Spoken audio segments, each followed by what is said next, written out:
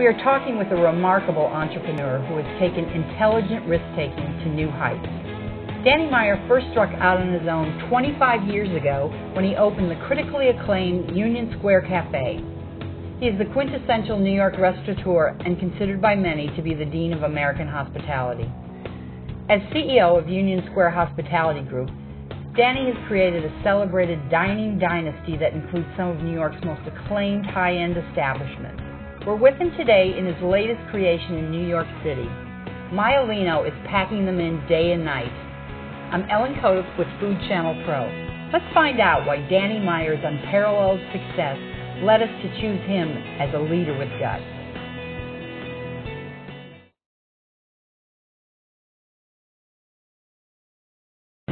Danny, what are your non-negotiables when it comes to selecting menu items for all of your restaurants?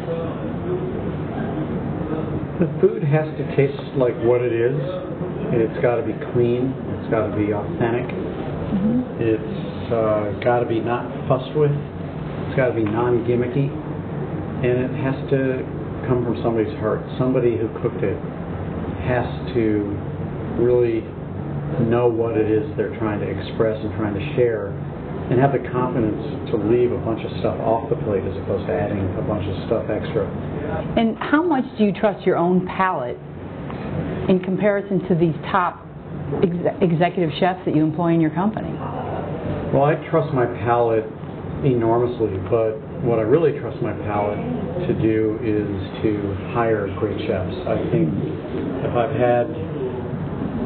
I've had any area to feel really proud about, it surrounding myself with some really outstanding culinary talent through the years. And then once I do that, I try to stay in constant touch with their menu, but I also let them be the chef. It's not my job to cook their food. My job was to pick them in the first place, and then to let them do their thing. And so the real gift I think I have is tasting food almost before I hire the chef. That doesn't mean that I'm not constantly talking to our chefs about food. I was just over at Tabla speaking with Chef Lloyd Cardoz today. I will be speaking with Chef Nick Anderer here at Mylino. I was at Gramercy Tavern yesterday talking to Chef Mike Anthony. 11 Madison Park yesterday talking to Chef Daniel Hume. Union Square Cafe yesterday talking to Chef Carmen Quagliata. It's really the fun of my job. If I could compare what I do, when I was growing up, I had to get done with my piano practice so that I could go out and play football with my friends. For me, it's like I have to do the restaurant business so that I can play with the chefs. That's my favorite part. Have you noticed a difference in the last couple of years in the way people order wines? I have noticed a difference.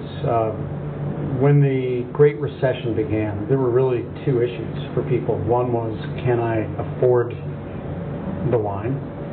And so some people stopped ordering the most expensive wines for that reason.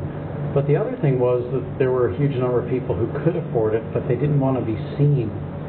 And if you think about it, wine is the one item on the menu that actually comes with a billboard.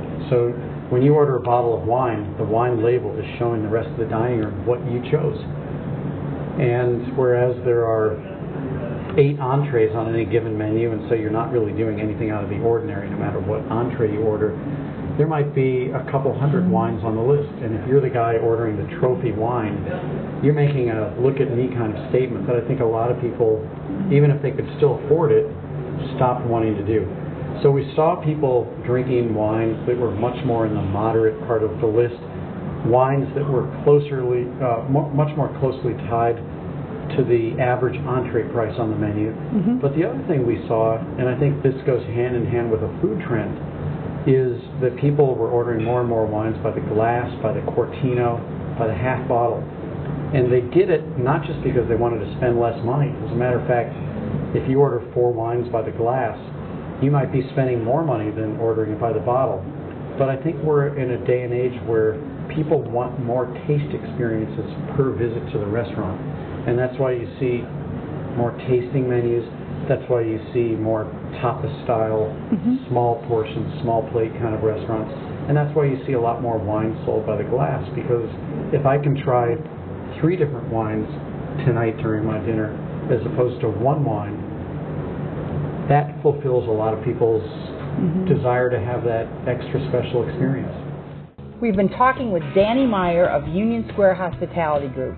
Check out the next part of this series as we explore what it takes to be a leader with guts. For Food Channel Pro, I'm Ellen Cotis.